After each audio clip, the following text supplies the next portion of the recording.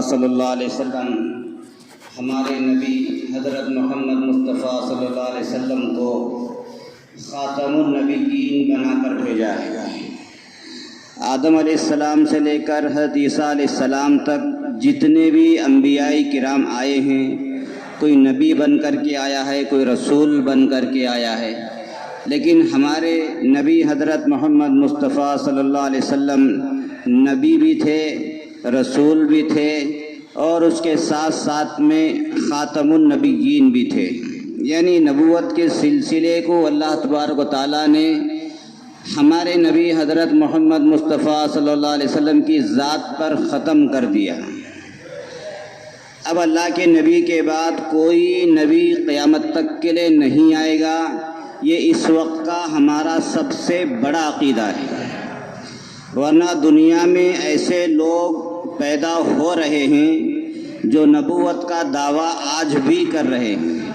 اللہ کے نبی کے زمانے میں بھی بعض لوگوں نے نبوت کا دعویٰ کیا، اللہ کے نبی کے پردہ فرمانے کے بعد بھی نبی ہونے کا دعویٰ کیا، صحابہ کرام کے زمانے میں بھی نبی ہونے کا دعویٰ کیا، ہمارے زمانے کے قریب میں بھی لوگوں نے نبی ہونے کا دعویٰ کیا، بلکہ یہاں تک کہ عورتوں نے بھی نبی ہونے کا دعویٰ کیا۔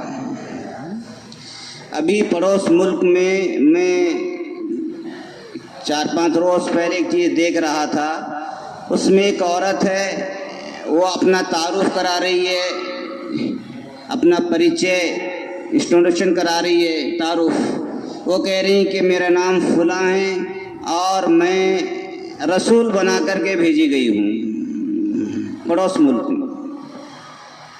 عجیب بات، ایک عورت ہو کر کے سیدھا میڈیا پر کہہ رہی ہے کہ اللہ نے مجھے رسول بنایا۔ اب آپ بتائیے، یہ عجیب اس طرح کی چیزیں عورت، حالانکہ اللہ نے نبوت جو دی ہے وہ عورت کو نہیں دی ہے۔ انبیاء کرام جتنے بھی تھے وہ مرد حضرات تھے، اللہ نے عورت کو نبوت نہیں دی ہے، اور یہ دعویٰ کر رہی ہے کہ مجھے اللہ نے رسول بنایا۔ آئیے آج کی اپڈیٹ خبریں۔ اچھا، ان کو ماننے والے بھی لوگ ہیں۔ عجیب بات تو یہ ہے کہ اسے ماننے والے بھی لوگ موجود ہیں، یہ نہیں کہ اسے کوئی نہیں مان رہا ہے، اسے ماننے والے بھی انسان ہی ہیں، اسے ماننے والے عورتیں ہیں۔ یہ اس لیے کہ ہمیں ہمارا عقیدے کا علم نہیں ہے، ہم کو ہمارے ایمان کا ہمیں پتہ نہیں ہے کہ ہم اللہ کے نبی کو کس انداز سے نبی مانتے ہیں، کس انداز سے رسول مانتے ہیں۔ بس ہم نے یہ سمجھ لیا کہ اللہ کے نبی تھے، اللہ کے نبی رسول تھے، بس اتنا مان لیا۔ نہیں، اس کے ساتھ ساتھ میں اللہ نے ہمارے نبی کو آخری نبی بنا کر بھیجا ہے۔ یہ عقیدہ ہمارا ہونا، یہ ایمان ہونا فرض ہے۔ اگر ہمارے اس ایمان میں گڑبڑ ہے، ہم اللہ کے نبی کو نبی مانتے ہیں، رسول مانتے ہیں، لیکن آخری نبی نہیں مانتے ہیں، تو پھر ہمارا ایمان نہیں، ہم مومن نہیں ہیں، ہم مسلمان نہیں۔ یہ آج کے دور کا بڑا سنگین مسئلہ ہے۔ کبھی مرزا غلام احمد قادیانی کی شکل میں رسول بن کر کے آ رہا ہے، کبھی عورتوں کی شکل میں، کبھی کسی اور کی شکل میں، کبھی کسی اور کی شکل میں۔ اس انداز سے لوگ یہ قرب قیامت میں ایسے جھوٹے نبی پیدا ہوں گے اور نبوت کا دعویٰ کریں گے، یہاں تک کہ دجال بھی نبی ہونے کا ہی دعویٰ کرے گا، جس کے بارے میں ہر نبی نے ڈرایا ہے کہ دجال سے بڑا کوئی فتنہ نہیں ہوگا۔ جب سے دنیا بنی ہے تب سے لے کر قیامت تک دجال سے بڑا کوئی فتنہ نہیں ہوگا۔ اتنا بڑا فتنہ ہو، وہ فتنہ برپا کرنے والا وہ بھی نبی ہونے کا دعویٰ کرے گا کہ میں نبی ہوں۔ اس لیے کہ جو انسان خود کو نبی مان لیتا ہے تو سامنے والے کو ماننا فرض ہو جاتا ہے، انہیں پتہ ہے، اسی لیے وہ نبی ہونے کا دعویٰ کرے گا، وہ آخر میں جا کر کے خدا ہونے کا دعویٰ کرے گا۔ لو جی، اب تو آگے کچھ ہے ہی نہیں جس کا دعویٰ کیا جا سکتا ہو، تو نبی کا بھی دعویٰ کرے گا، خدا کا بھی دعویٰ کرے گا۔ تو ہمیں پتہ ہونا چاہیے کہ دجال کن کن چیزوں کا دعویٰ کرے گا، ہمیں یہ بھی پتہ ہونا چاہیے کہ اللہ کے نبی کی جو صفات ہیں آخری رسول ہونے کی، وہ ہمیں پتہ ہے کہ نہیں پتہ ہے. ورنہ ایجوکیٹڈ لوگ یا اسی طرح سے جو لوگ دین سے دور ہیں، مسجدوں سے دور ہیں، شریعت سے دور ہیں، کیا ہوا؟ ہم نے حضرت محمد صلی اللہ علیہ وسلم کو بھی نبی مان لیا ہے اور فلاں کو بھی نبی مان لیا ہے. 1,24,000 سے زیادہ انبیاء کرام آئے ہیں، چلو تم بھی نبی ہوں گے، تم کو بھی مان لیا. کون سی بڑی بات ہوگی؟ بہت بڑی بات ہوگی. اس لیے کہ ہمارا یہ اعتقاد ہے، یہ ہمارا عقیدہ ہے، اللہ کے نبی آخری نبی ہیں، اور اسی عقیدے پر ہمیں موت آنی چاہیے، اسی کلمے پر ہمیں موت آنی چاہیے. قرآن کریم کے اندر ہے ما کان محمد ابا احد من رجالکم ولکن رسول اللہ وخاتم النبیین. نبیوں کے ختم کرنے والے، یعنی نبیوں پر مہر لگا دی، آخری نبی.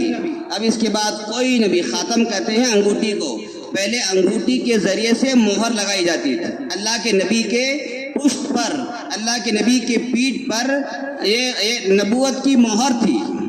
بعض یہودیوں نے جو ان کی کتابوں میں لکھا ہوا تھا، جو عرب میں نبی پیدا ہوں گے وہ آخری نبی ہوں گے اور ان کے بدن پر ایک نبوت کی مہر ہوگی، ان کی کتابوں میں لکھا ہوا تھا، اور وہ آخری نبی ہوں گے.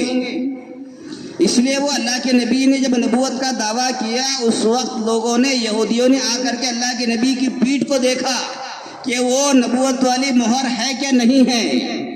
اللہ کے نبی کی پیٹھ پر وہ چیز تھی. پھر وہ سمجھ گئے، اوہو، اب تک تو انبیاء کرام کا جو سلسلہ تھا وہ بنی اسرائیل میں ہوا کرتا تھا، اب یہ آخری نبی قریش میں آ گئے، لہذا اب بنی اسرائیل والے نبوت سے محروم ہو گئے اور آخری نبی اللہ نے قریش میں پیدا کر دیا ہے. ہمارے اندر سے وہ فضیلت ختم ہو گئی.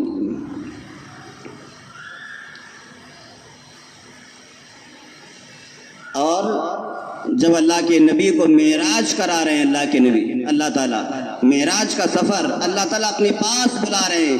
اپنے پاس بلانے سے پہلے جب اللہ کے نبی نے مکہ سے سفر شروع کیا معراج کا، مکہ سے بیت المقدس گئے. بیت المقدس جو فلسطین کے اندر ہے، ملک شام کے اندر ہے، پہلے ایک ہی علاقہ تھا ملک شام کا، اس میں فلسطین بھی آیا کرتا تھا. پھر وہاں سے اللہ کے نبی معراج کے سفر پر تشریف لے گئے. معراج کے سفر پر اللہ تعالیٰ نے ہمارے نبی حضرت محمد مصطفیٰ صلی اللہ علیہ وسلم کو بیت المقدس میں لے جا کر کے تمام انبیاء کرام کو وہاں جمع کیا تھا. آدم علیہ السلام سے لے کر عیسیٰ علیہ السلام تک تمام انبیاء کرام. چنانچہ وہاں صف لگی ہوئی ہے، تمام انبیاء کرام کی صف لگی ہوئی ہے، لیکن کوئی آگے امامت کرانے کے لیے، نماز پڑھانے کے لیے نہیں بڑھ رہا ہے. اب ظاہر سی بات ہے، سب نبی ہیں، سب انبیاء کرام ہیں، چھوٹے بڑے نبی رسول، آدم علیہ السلام سے لے کر عیسیٰ علیہ السلام تک سب موجود ہیں. اللہ کے نبی کی ذات بھی موجود ہے. اب بڑھے تو کون بڑھے آگے؟ حضرت جبرائیل امین نے اللہ کے نبی کا ہاتھ پکڑا، ہاتھ پکڑ کر کے مصلی پر کھڑا کیا، امامت کروائی. آپ ہی اس کے مستحق ہیں اور آپ ہی امام الانبیاء ہیں، نبیوں کے امام آپ ہیں، خاتم النبیین آپ ہیں. معراج کی سفر پر اللہ تعالیٰ نے ہمارے نبی کو امام الانبیاء بنایا ہے، کوئی معمولی لقب نہیں ہے.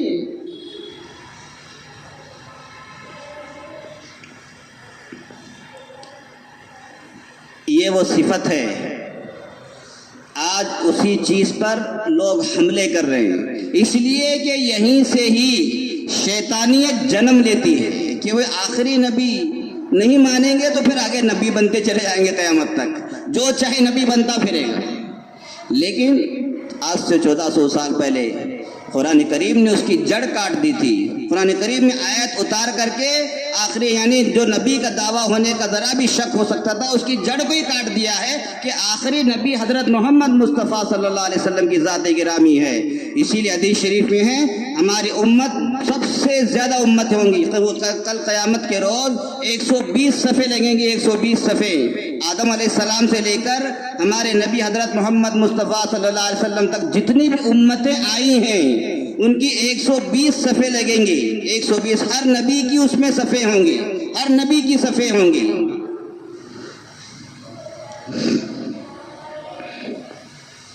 40 صفحے ہماری ہوں گی امت محمد یا محمد مصطفیٰ صلی اللہ علیہ وسلم کی. باقی جو صفحے ہوں گی وہ سب انبیاء کرام کی ہوں گی. سب سے زیادہ جو صفحے ہوں گی وہ ہماری امت محمدیہ صلی اللہ علیہ وسلم کی ہوں گی. اس لیے کہ یہ جو عرصہ ہے قیامت تک چلنے والا عرصہ ہے, قیامت تک چلنے والی نبوت ہے, یہ آخری نبوت ہے, یہ آخری نبی ہے. ان کے امتی سب سے زیادہ ہوں گے. عمریں کم ہوں گی لیکن امتی بہت زیادہ ہوں گے. اللہ کے نبی کو ماننے والے بہت زیادہ ہوں گے, اللہ کے نبی پر ایمان لانے والے بہت زیادہ ہوں گے. یہ وہ صفت ہے, اس صفت کو ہمیں یاد رکھنے کی ضرورت ہے. ہم جس دور سے گزر رہے ہیں یہ ہائی ٹیکنالوجی کا دور ہے. ہم تو ایک آدھا گھنٹہ بات کر لیں گے, چلے جائیں گے, جو قرآن حدیث کی باتیں ہیں وہ بتا دیں گے, لیکن ہمارا مجمع, ہمارا نوجوان 24 گھنٹے نیٹ پر موجود ہے. ایک الگ دنیا میں سیر کر رہا ہے, ایک الگ دنیا میں رہ رہا ہے, انٹرنیٹ سے آگے بڑھ کر کے, اور آگے بہت دنیا آگے نکل چکی ہے. ایسی دنیا جس کا تصور بھی نہیں ہو سکتا. خیالی دنیا, جیسے ہم خواب دیکھتے ہیں, خواب کہتے نہیں کہ ہم نے خواب میں بھی ایسی چیز نہیں دیکھی. مثال دیتے ہیں, یعنی خواب میں وہ چیزیں نظر آتی ہیں جو ہم زندگی میں نہیں دیکھ پاتے. عجیب عجیب شکلیں دیکھتے ہیں, عجیب عجیب منظر دیکھتے ہیں, عجیب عجیب خوبصورت مناظر دیکھتے ہیں, اور خواب میں سب کچھ نظر آ رہا ہے اور سب کچھ ہو رہا ہے. یہ نہیں کہ وہ نہیں ہو رہا ہے اس میں, حالانکہ ہم سوئے ہوئے ہیں لیکن ہو سب کچھ رہا ہے. اسی طرح کی ایک دنیا انٹرنیٹ کی دنیا تھی اب تک. اب اس سے آگے بڑھ کر کے میٹاورس نام کی ایک دنیا شروع ہوئی ہے, یعنی ایک الگ کائنات شریعت کے اندر ہے. ایک ہے عالم ارواح, جہاں سب کی روحیں جمع ہوتی ہیں, وہ ایک الگ دنیا ہے. شریعت کہتی ہے ایک عالم ارواح ہے, جہاں ہم نے کہا تھا الست بربکم, اللہ تعالیٰ نے تمام ارواح سے پوچھا تھا کیا میں تمہارا رب نہیں ہوں. اس وقت عالم ارواح نے سب نے کہا تھا ایک زبان ہو کر کے, قالوا بلا, ہاں آپ ہمارے رب ہیں. یعنی قیامت تک جتنے انسان پیدا ہوں گے سب کو پیدا کر کے اللہ نے پوچھا تھا. وہ ہے عالم ارواح, جہاں سب کی روحیں جمع ہوتی ہیں, جہاں سب کی روحیں ہوتی ہیں, وہ ہے عالم ارواح. اور اس سے اگلا جو دور, اس سے اگلا جو عالم ہے یہ عالم دنیا ہے, جس میں ہم جی رہے ہیں, جس میں ہم آپس میں جی رہے ہیں, ایک دوسرے کے تعاون کر رہے ہیں. کوئی باپ ہے, کوئی بیٹا ہے, کوئی دادا ہے, کوئی نانا ہے, یہ رشتے ہیں, یہ تمام چیزیں ہیں. یہ دنیا کھانا پینا سیر تفریح کرنا, جس میں اڑتے ہوئے سمندر میں غوطہ لگاتے ہوئے ترقیاں ہو رہی ہیں, یہ عالم دنیا ہے. اس سے اگلی جو دنیا ہے وہ عالم برزخ ہے. یعنی ابھی قیامت کا منظر نہیں آیا, ابھی محشر کا میدان نہیں آیا ہے, ابھی قبر اور آخرت کی درمیان کی جو دنیا ہے وہ عالم برزخ ہے. اس کو کہتے ہیں عالم برزخ. تو ہم عالم ارواح سے نکل کر کے عالم دنیا میں ہم پہنچ چکے ہیں. اب جب ہم یہاں سے انتقال کر جائیں گے, دیکھیے بات ہمیشہ یاد رکھیں, انسان یہ جو مٹی کا بنا ہوا ہے یہ ختم ہو جاتا ہے, لیکن جو اللہ نے ہم کو زندگی دی ہے جس کو روح کہتے ہیں, روح, قل الروح من امر ربی یسألونک عن الروح, آپ اپنے رب سے روح کے بارے میں سوال کیجئے. اللہ نے جواب دیا, بس یہ کہہ دیا اللہ کا حکم ہے, بس اللہ نے کہہ دیا, زندہ ہو گئے انسان. قل الروح من امر ربی, یہ جو روح ہے یہ مرتی نہیں ہے. انسان دنیا میں پیدا ہوا تھا مٹی سے، اسی لیے وہ مٹی بن کر کے ختم ہو گیا. لیکن جو اللہ نے جو مٹی کے پتلے میں جو روح ڈالی تھی وہ روح کبھی نہیں مرتی، وہ ہمیشہ زندہ رہتی ہے.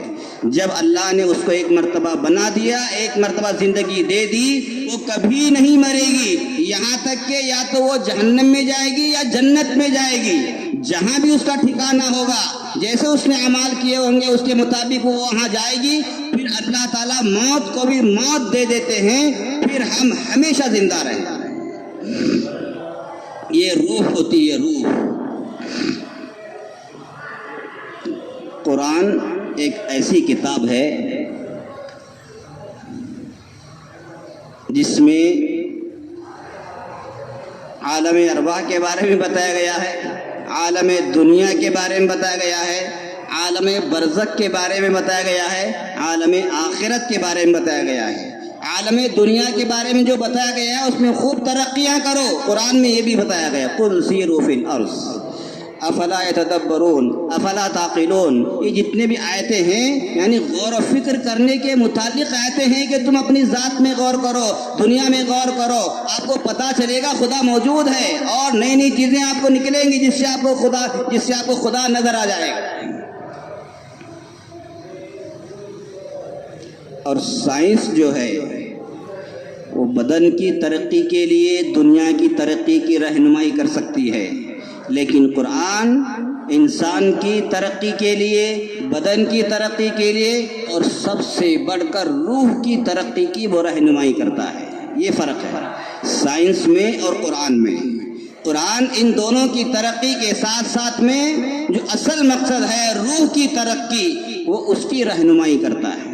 اسی لیے بار بار آخرت کا تذکرہ، بار بار موت کا تذکرہ، اس لیے کہ مٹی کا بدن ہے یہ مر جائے گا. جو اصل ہمارے اندر روح ہے وہ مرے گی نہیں، وہ زندہ رہے گی ہمیشہ. اس کی اصلاح کے بارے میں تاکہ وہ روح ہماری بگڑ نہ جائے قرآن کریم اس کی رہنمائی کرتا ہے. اب مر جائیں گے عالم برزخ میں پہنچ جائیں گے، وہاں الگ برزخ ہوگا، وہاں الگ کائنات ہوگی، وہاں کی دنیا ہی الگ ہوگی. عالم ارواح کی دنیا الگ، عالم دنیا کی ہم جس میں جی رہے ہیں یہ دنیا الگ ہے. اور آگے جو دنیا آئے گی وہ عالم برزخ ہوگا، وہ دنیا عجیب و غریب ہوگی جہاں مردے ملاقاتیں کریں گے. اپنا اپنا چیزیں ہوں گی، سب منتظر ہوں گے لوگ. وہ ایک عجیب دنیا ہوگی. اس کے بعد میں آخرت والی کائنات ہوگی، وہ آخر میں آئے گی. لیکن ہم دنیا میں دیکھ رہے ہیں کہ انسان نے اتنی ترقی کر لی، اتنی ترقی کر لی، اتنی ترقی کر لی، میٹا ورس کے نام سے اتنی ترقیاں کر لی انسان نے. جو سائنس کے اسٹوڈنٹ ہیں وہ سمجھتے ہیں ان چیزوں کو کہ انسان ایک خواب کی دنیا میں چلا گیا ہے. میٹا ورس یعنی ایک الگ کائنات، جیسے عالم برزخ ایک الگ ہے، عالم ارواح ایک الگ دنیا ہے، عالم دنیا ایک دنیا ہے. اسی طرح سے میٹا ورس ایک الگ دنیا بنا لی سائنسدانوں نے، اور اس دنیا میں سب کچھ ہو رہا ہے. وہاں بزنس ہو رہا ہے. جیسے ہم دنیا میں پلاٹ بیچتے ہیں، لیتے ہیں، دنیا میں خریداری کرتے ہیں، اسی طرح سے میٹاورس کے ذریعے سے بھی خریداری ہو رہی ہے، بیچا جا رہا ہے، لیا جا رہا ہے. ہاں اس میں ایک آپ کو چشمہ لگانا پڑے گا.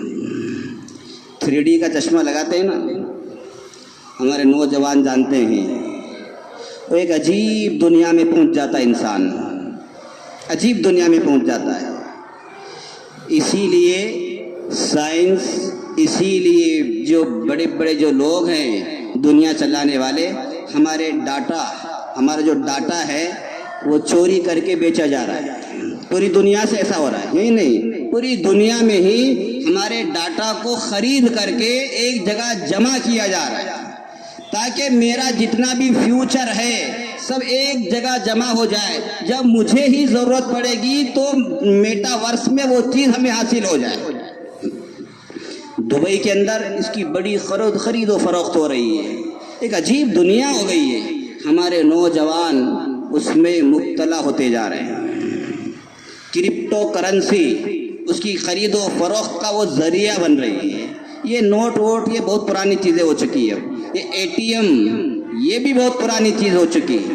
اب تو کرپٹو کرنسی اور بٹ کوئن اس نام کی جو چیزیں نیٹ پر خالی خیالی چیزیں وہ کہیں موجود نہیں ہیں. بس آپ بٹن ماریں گے سامنے نظر آئے گی آپ کو. وہ آپ کے جیب میں بھی نہیں آ سکتی، نہ آپ اسے لے کر کے ٹریزری میں رکھ سکتے. ہاں آپ کے کمپیوٹر پر نظر آئے گی، اسے آپ ہاتھ بھی نہیں لگا سکتے، وہ آپ کی کرنسی ہوگی. اتنے ایسے دور میں گزر رہے ہیں ہم کہ ہم پہلے فوجیں آ کر کے ہمیں غلام بنا لیا کرتی تھی. فوج کے ذریعے انگریز یورپ سے آ کر کے ہمیں غلام بنا لیا تھا 200-250 سال تک. پھر ہم نے جنگیں لڑی، آزاد ہو گئے الحمدللہ. لیکن اب ایسا نہیں ہے. اب تو میٹا ورسز کے ذریعے سے، نیٹ کے ذریعے سے ہمیں غلام بنا لیا گیا ہے. اولاد تو ہماری ہے، ہم ان کی پرورش کر رہے ہیں، ہم ان کے لیے محنتیں کر رہے ہیں، لیکن ہماری اولاد ان کی غلام بن چکی ہے. ہماری اولاد میٹا ورسز کے ذریعے سے جو ان کو چلانے والے ہیں ان کی غلام بن چکی ہے. پورے خیالات ان کے وہی ہو چکے ہیں جو میٹا ورس والے چاہتے ہیں، جو نیٹ والے چاہتے ہیں. اسی لیے آج تعلقات میں اتنی کمی ہو گئی ہے، اتنی محبت میں کمی ہو گئی ہے کہ ماں باپ کو ماں باپ تصور نہیں کرتے. ماں باپ کا انتقال ہو گیا ہے، باپ کا انتقال ہو گیا ہے، بیٹے کے آنکھ میں آنسو بھی نہیں نکل رہے ہیں. ماں کا انتقال ہو گیا ہے، بیٹے کو احساس تک نہیں ہے کہ میری ماں انتقال کر گئی ہے. بس وہ میٹاورس کی دنیا میں گم ہیں، وہ پورے تصورات موجود ہیں، وہ جو چاہے گا اس انداز کی چیزیں وہاں اس کو مل رہی ہیں. اب انسانوں کی ضرورت نہیں ہے. اب ٹیکنالوجی کے ذریعے سے دنیا کو چلایا جا رہا ہے، جہاں نہ اعمال ہوں گے، نہ ایمان ہوگا، نہ نبی ہوگا، نہ خدا ہوگا. جو الگ دنیا ہوگی اب وہ اعلان کریں گے کہ اس دنیا کا نبی یہ ہے، اس دنیا کا خدا یہ ہے. یہ ہمارے بچے جو غلام بن چکے ہیں ان کو نبی بھی مان لیں گے، خدا بھی مان لیں گے. ہم سوچ رہے ہیں کہ یہ ترقی کا دور ہے، نہیں، یہ ایمان پر ڈاکہ ڈالنے کا دور ہے. ہاں ترقی کے دور کو اتنا ہی استعمال کریں جتنی ضرورت ہے. ضرورت سے زیادہ استعمال کریں گے ایسی غلامیت میں پھنس جائیں گے، ایسی غلامیت میں پھنس جائیں گے. پھر دجال آ کر کے کہے گا کہ میں نبی ہوں تو اس کو نبی ماننے پر مجبور ہو جائیں گے. دجال کہے گا میں خدا ہوں، اس کو خدا ماننے پر مجبور ہو جائیں گے. اس لیے کہ آپ کا مکمل ڈاٹا ان کے انڈر میں ہوگا، آپ کی پوری جائیداد ان کے تابع ہوں گی، ان کے قبضے میں ہوں گی. آپ کی مال و دولت، آپ کی جتنے بھی راز کی چیزیں ہیں سب ان کے قبضے میں ہوگی. اگر آپ اس کو نہیں مانیں گے آپ کے تمام راز کو کھول دیں گے، آپ کے اکاؤنٹ کو منجمد کر دیں گے، آپ کو بالکل ننگا کر دیں گے، بھوکا مار دیں گے. پھر آپ مجبور ہو جائیں گے. بچے بلک رہے ہوں گے، بچے رو رہے ہوں گے، لیکن کھانے کے لیے کچھ نہیں ہوگا. اس وقت دجال اور دجالی لوگ کہیں گے تم مجھے نبی مانو، خدا مانو، میں تم کو کھانا بھی دوں گا، پینا بھی دوں گا، تمہاری جائیداد بھی واپس کروں گا، تمہارا اکاؤنٹ کھول دوں گا. ایسے حالات ہوں. ہم اسے معمولی لے رہے ہیں، یہ بہت سیریس کی چیز ہے. اسی لیے ہمارے علماء نصیحت کر رہے ہیں نیچرل کی طرف آ جاؤ، قدرت کی طرف آؤ. ٹیکنالوجی جتنی ضرورت ہے اتنی استعمال کرو. زیادہ استعمال کرو گے غلام بن جاؤ گے. اور انسان کے لیے اس سے بڑھ کر کوئی ذلت نہیں ہے. غلامیت سب سے بڑی ذلت ہے انسان کے لیے. اسی لیے اللہ کے نبی نے غلاموں کو آزاد کرنے کا، انسانیت کو غلامیت سے نکالنے کی تحریک چلائی اور اللہ کے نبی اس میں کامیاب ہو گئے. آج پھر ہم غلام بنتے جا رہے ہیں، ٹیکنالوجی کے ذریعے غلام بن رہے ہیں. اس لیے ٹیکنالوجی کو اتنا ہی استعمال کریں جتنی ضرورت ہے. زیادہ ہائی فائی میں چلے جائیں گے غلام بن جائیں گے.